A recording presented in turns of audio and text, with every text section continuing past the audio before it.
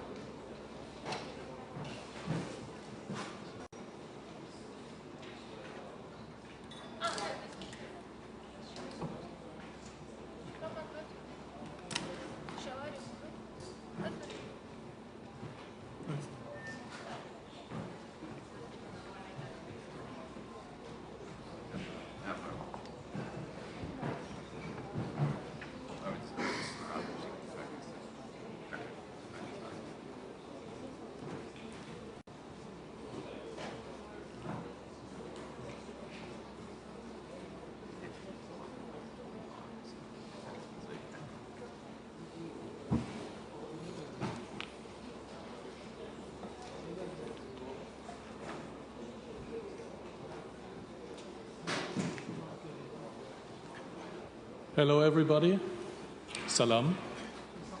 It's my great pleasure to welcome you, also from my side, to the United Nations Climate Change Conference here in Baku, COP29.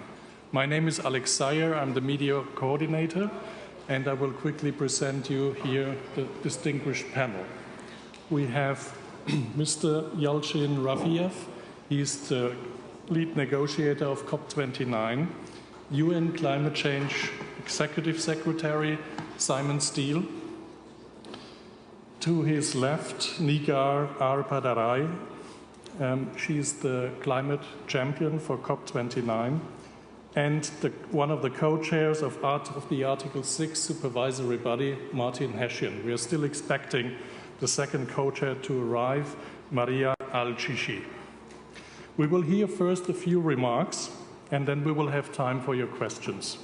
We have to close sharp at 11:30, and the Executive Secretary needs to leave a little earlier.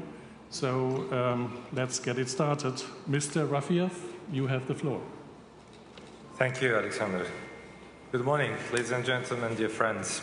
It's a pleasure to welcome you all here in Baku, and we are excited to talk to you about our plan for COP29. The COP President Mukhtar Babayev sent his apologies for not being able to join us this morning. I'm delighted to be joined by our friends and colleagues, UNFCCC Executive Secretary Simon Stiell, the COP29 high-level champion, Nigar Arpadarai. Colleagues, COP29 is a defining moment for multilateral climate action. We have already made progress during the year, but there is much to be delivered during COP29, and we have complex issues to address. We have worked intensively over the last days and hours to ensure that we can adopt the agenda on the first day. We have many significant priorities that the world is counting on us to deliver, and we could not afford delay. We are delighted to say that we passed this first day and we got to work. Colleagues, yesterday we already secured critical progress on one of our key priorities, Article 6. Last month, we hosted a meeting of the supervisory body for Article 6.4 in Baku. At that meeting, standards were proposed for how international carbon crediting projects will work. We built support for these standards at pre-COP and worked intensively to lay the foundations for early endorsement.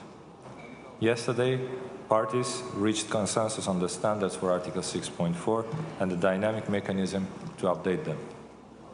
This is a critical step towards concluding Article 6 negotiations.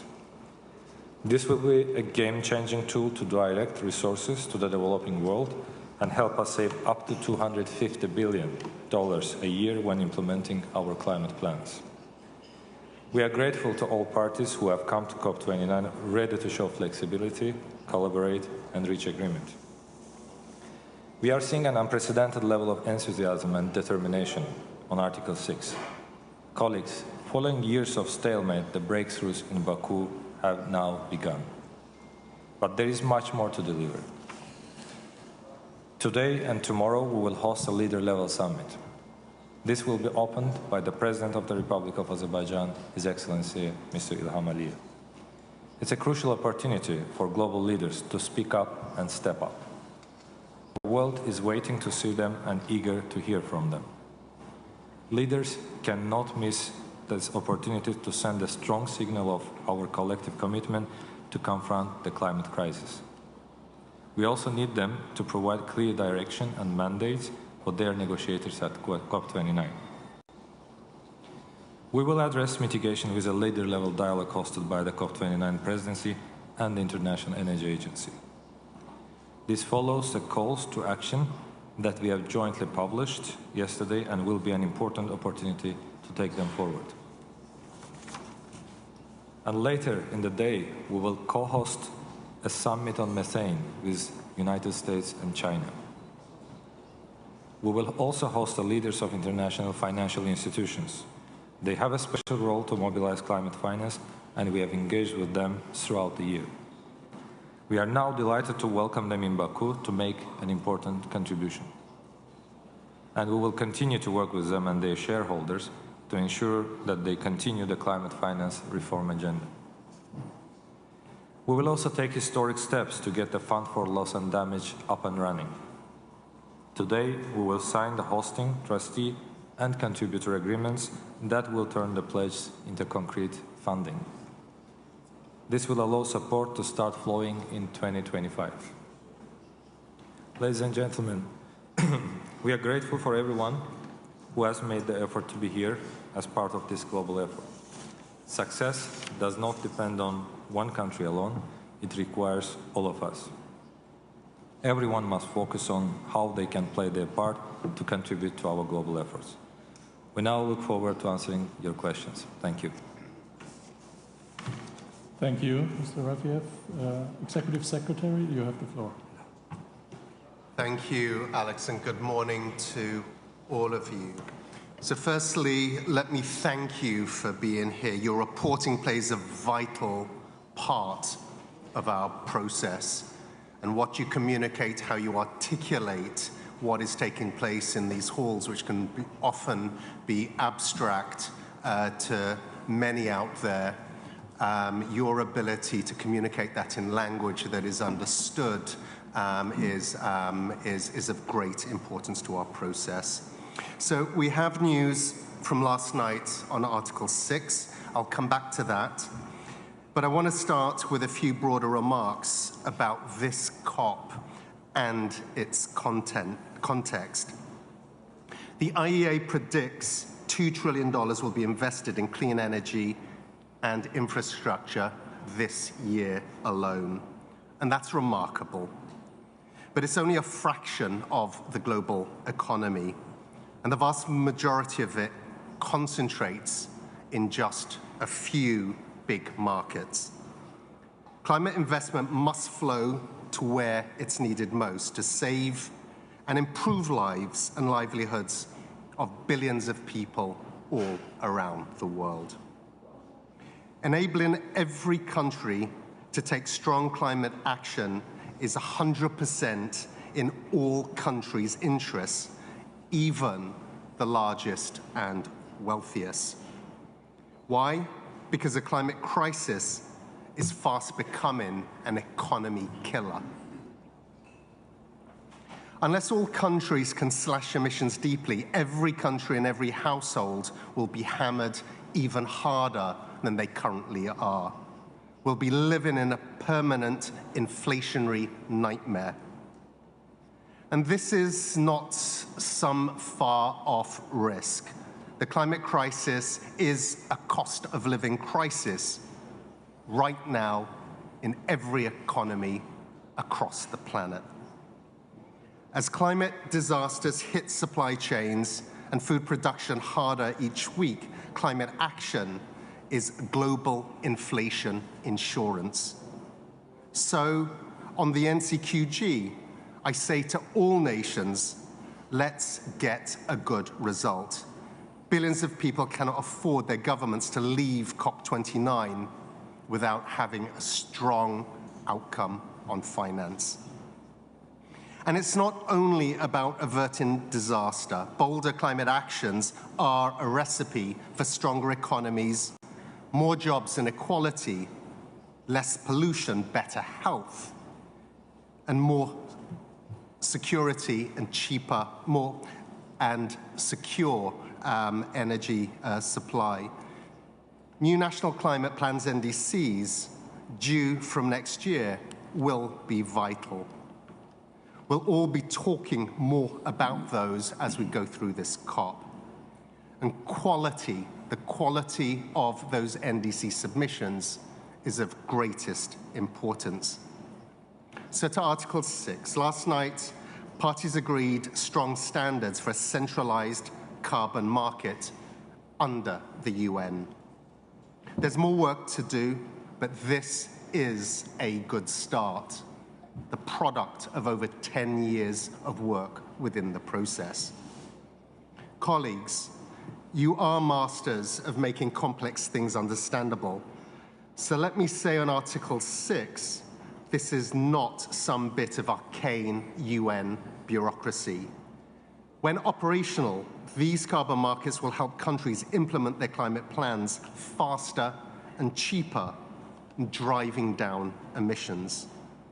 We're a long way from halving emissions this decade, but wins on carbon markets here at COP29 will help us get back in that race. We must ensure that developing countries benefit from new flows of finance. There's more work to do on Article 6, and the process allows for all perspectives to continue to be heard. And there is a huge amount of work to do at the COP more broadly to ensure it delivers the strongest of outcomes. Many of you have been reporting on the climate implications of political events in the last weeks. I'll just say this: our process is strong, it's robust, and it will endure. After all, global cooperation is the only way humanity survives global warming. It's only through that engagement, only through that cooperation, that we're going to get through this crisis. And our process is delivering concrete results, even though they are not quick enough and need to accelerate. But we have a huge amount of work to do to ensure COP29 delivers strong outcomes, again, especially on climate finance. I thank you. Thank you. Executive Secretary, Ms. Al-Badare, you have the floor. Thank you, ladies and gentlemen, distinguished guests.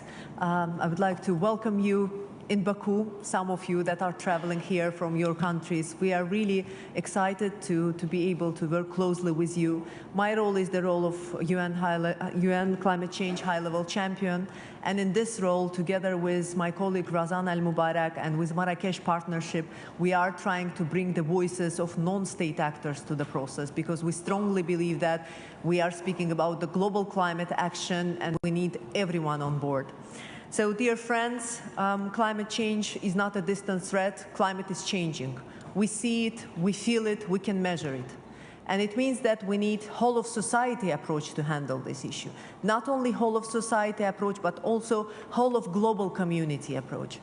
We have tried our best to work very closely this year throughout all these months with non-state actors, with civil society, with philanthropy organizations, with private sector, with academia, with young people, to make sure that they are being part of this process. And our main goal was to build this inclusive platform. And I'm happy to announce today that we will also, within the framework of our COP29, as a presidency, we will be hosting a business investment and philanthropy climate platform for the first time fully in the blue zone. And it will be happening on 14th of November. We need private sector to be part of this overall conversation. So for us, it's a very good moment to have private sector and philanthropies, asset owners coming together and addressing the challenges that we all have. And so far, we have already more than 1,000 people registered for the forum. We have a number of events that we will be doing for the private sector. Also, another subject that we have tried to focus our attention on is the SMEs, is the green transition of small and medium enterprises, because we want to make sure that SMEs are not surviving this green transition, but they are shaping this green transition. So one of the campaigns that we've been working on is a climate-proofing SMEs, and I'm happy to share that already 35 collaborators having 65 million SMEs in their networks joined us, and we plan to continue this effort in the future. So throughout the summit, we will launch multiple initiatives as part of the COP29 action agenda, and the government of Azerbaijan will make national announcements at different points throughout the conference, and we believe that together we can turn this immense challenge into the opportunity. We need to see the opportunities, and we need to showcase to the private sector especially these opportunities. So, dear friends, we will be here, and I think that we will be meeting each other regularly, so thank you very much for your help. We have now time for a few questions. If I can ask you to identify yourself and your media organization, please. We also have headsets in case of questions in Azerbaijani. Let me start with the lady at the aisle in the 5th row, in the Bordeaux jacket. Just wait for the microphone, please. It's coming. Azerbaijan. Yeah, can you hear me? No. Can you speak up louder? Yeah, the mic is on. Now I think you can hear me. Good afternoon. My name is Nadia Dermanska and I'm from A News TV, Azerbaijan. And my question is, how do you assess the perspective of cooperation with Azerbaijan in the field of renewable energy? I think, Mr. Simon, this is a question for you, or maybe someone want to add anything. Yeah, thank you. I think that would be a better question to be answered by my colleagues either side of me, but what we're seeing in terms of the transition plan for Azerbaijan, their NDC is currently under development, but our understanding is it will show significant domestic focus in terms of domestic consumption transitioning to renewables. And some of the plans that have been put forward, we'll see what is actually reflected in the NDC. But certainly in terms of the high-level statements that have been made at a national level, there certainly appears to be ambition, an ambitious intent in terms of that domestic transition to renewables. Next question. First row, the gentleman in the green jacket.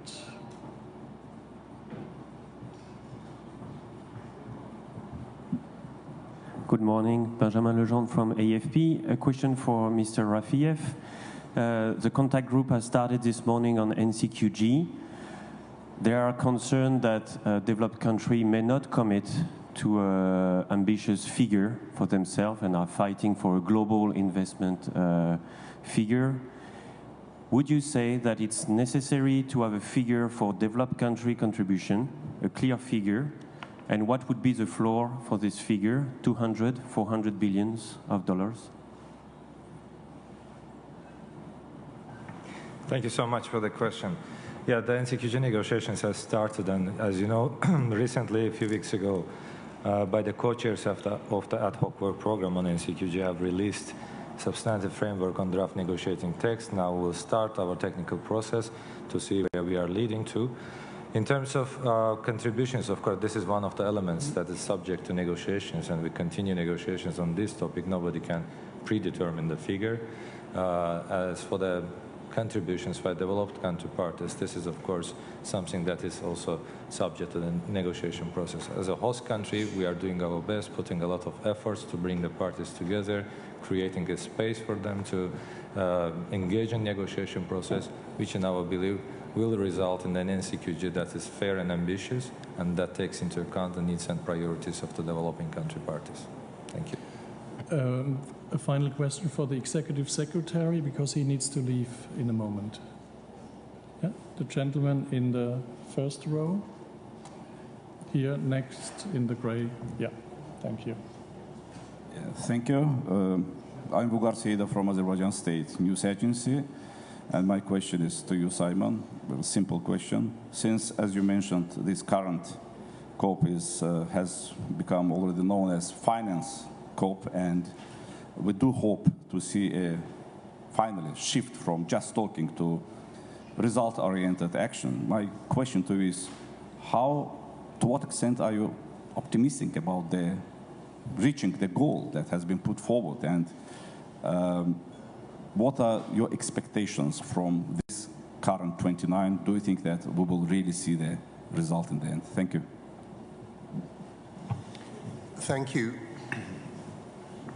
There are high expectations that parties will leave this COP with a clear outcome as to what the new goal should be, and that's a goal that needs to be reflective of the growing needs of the demands that are being generated by the climate crisis.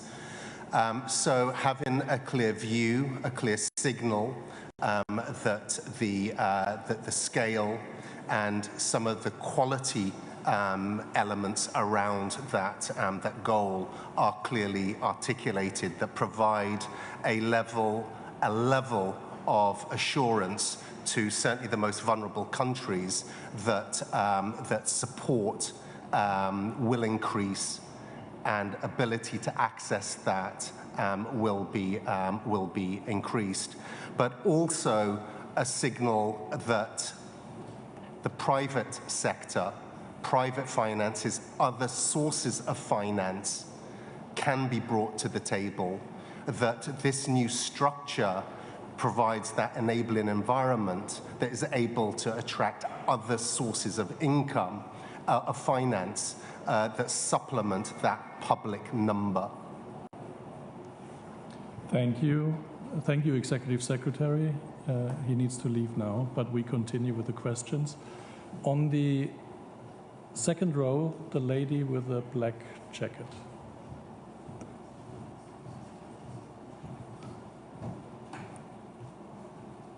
Thank you.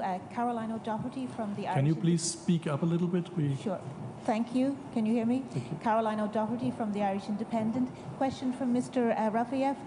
Can you explain that figure of $250 billion that you say will be saved in implementing national climate plans through the agreement from yesterday, please?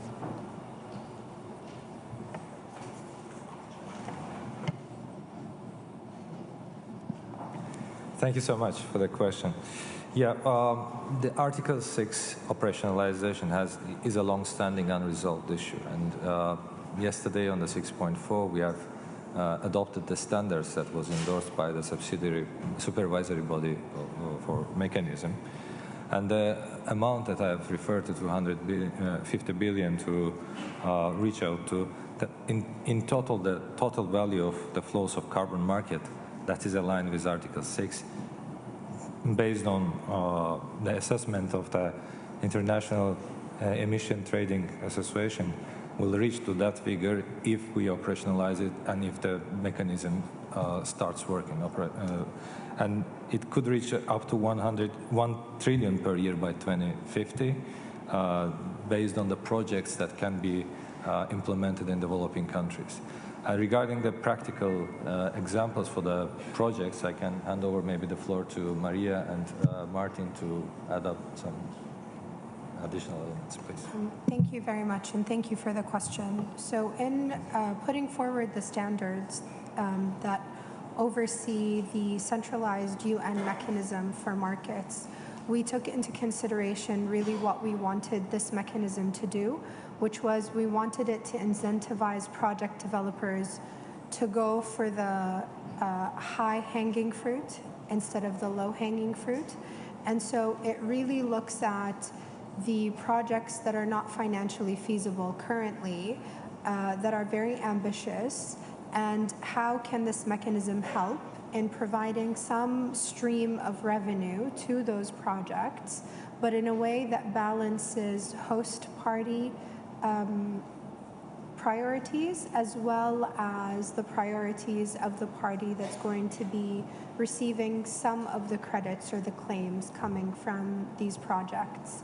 And so we took great care in putting forward these standards, and we are working very hard to make sure that we operationalize it as fast as we can, but as safely as we can in the new Paris world. I will hand over to Martin if you'd like to add anything to that. Yeah, I think it's important that I think we have really a step change in terms of crediting mechanisms, in the sense that we know that crediting is not a substitute for deep cuts, but we have provided a potential supply that is aligned with Paris, and that's a significant undertaking, a real challenge. And I think we have got, in the detail, if you were to look into it, several proposals that guarantee that. But we're part of the system, we're an enabler. And the figures that one hears about investment are highly dependent on demand, and the assumptions behind them have Paris-aligned targets and for people to be willing to engage in targets through markets. And those are the two assumptions, I think, that are behind those figures. But they're definitely honest projections based on those assumptions. We're just part of the picture, and if people want to invest, I think we will deliver transformational projects rather than just low cost. Thank you. So we have time for 2 more questions. The lady in the second row here. Microphone is coming.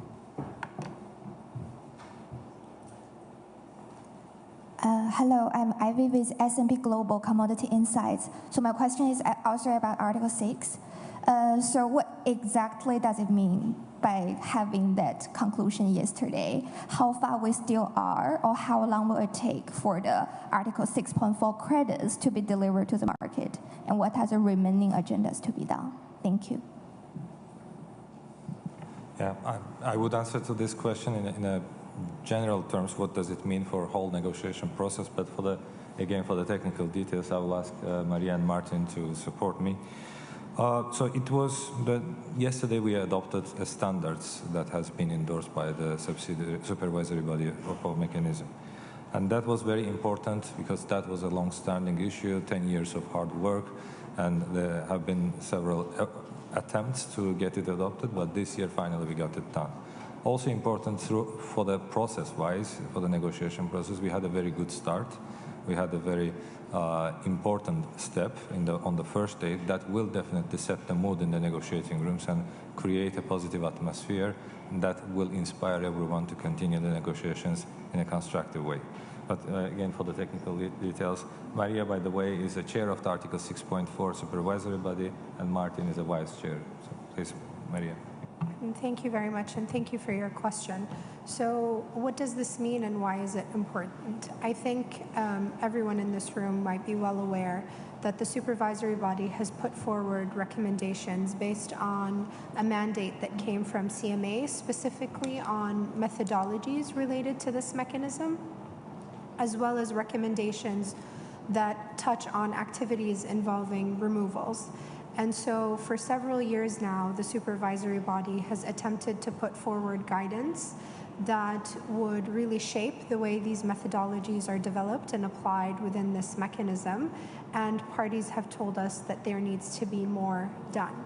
And so we went back and we did the more.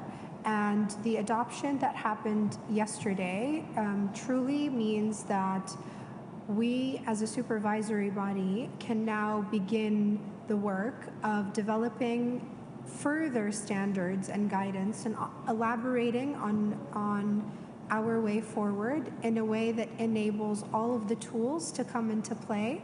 That could be as soon as next year. In fact, many CDM projects have begun transitioning to the 6.4 mechanism. And next year in 2025, they are required to switch from the CDM methodologies to the 6.4 methodologies. And the adoption of those standards yesterday allows us to continue the work that enables them to do so. And that means hopefully we could be seeing the first issuance of 6.4 credits very soon. Thank you. So a final question, a quick one, please. The gentleman in the third row here.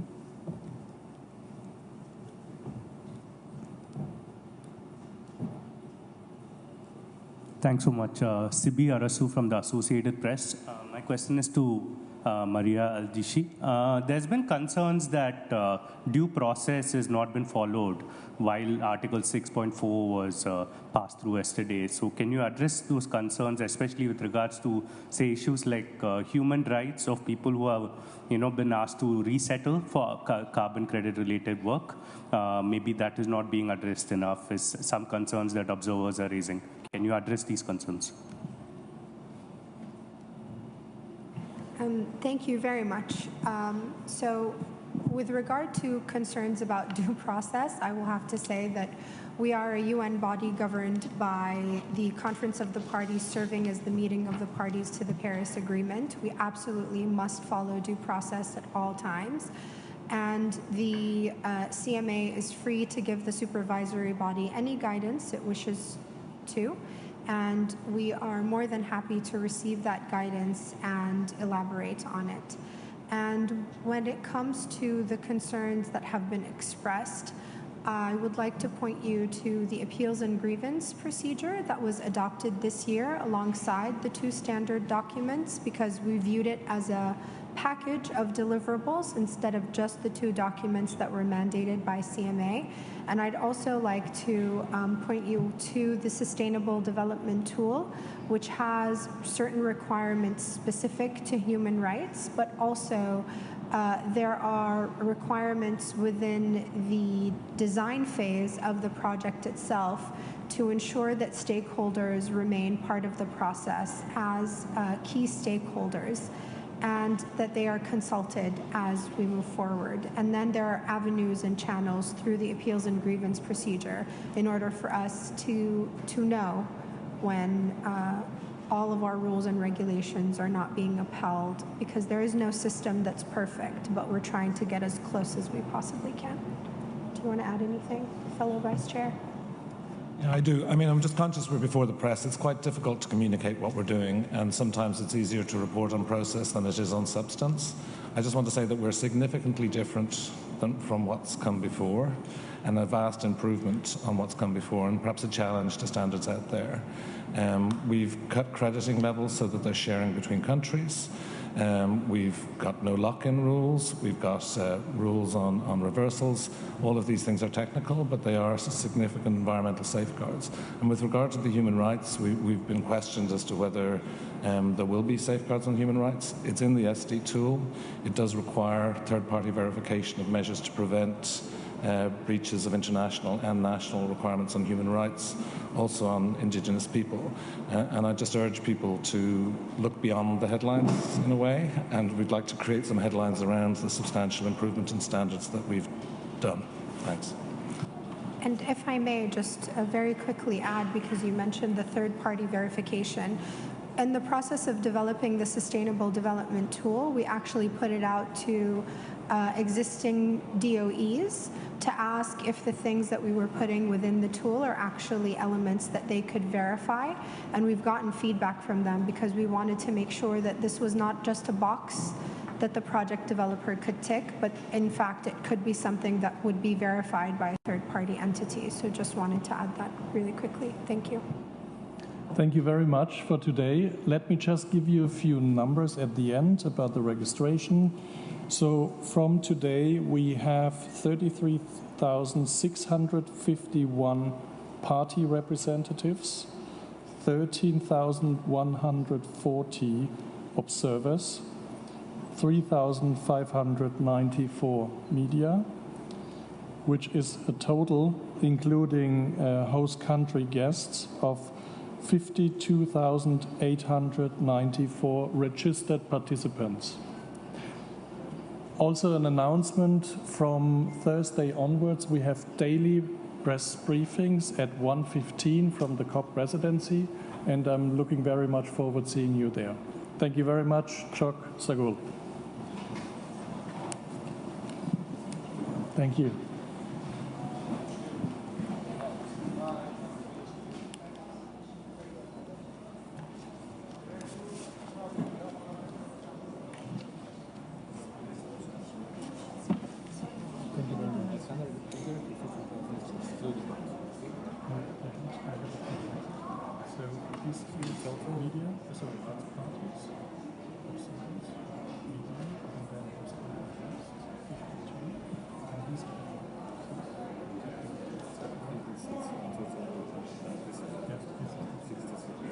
But you said 62, they will speak about participants. They will get it like... I can explain. Yeah. Yeah. Yes.